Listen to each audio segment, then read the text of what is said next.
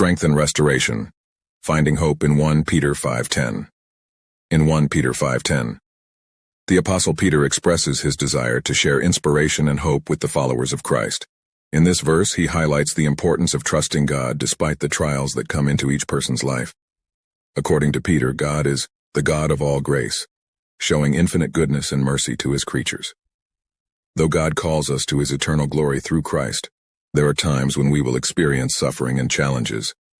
However, the apostle conveys joy amidst this, knowing that despite the temporary hardships, God will strengthen us.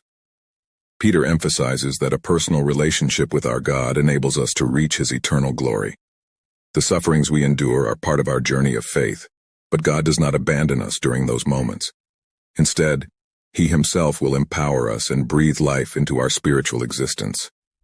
During times of trial, Peter underscores the importance of being steadfast and unshaken in our faith. Trusting in God yields strength, stability, and an unwavering faith. Through God, we become resilient in the face of any adversity and gain the ability to confront life's challenges. Under Peter's guidance, this verse sheds light and strength on Christ's followers. It conveys the message that God not only offers hope, but also provides empowerment and care to those who place their trust in him.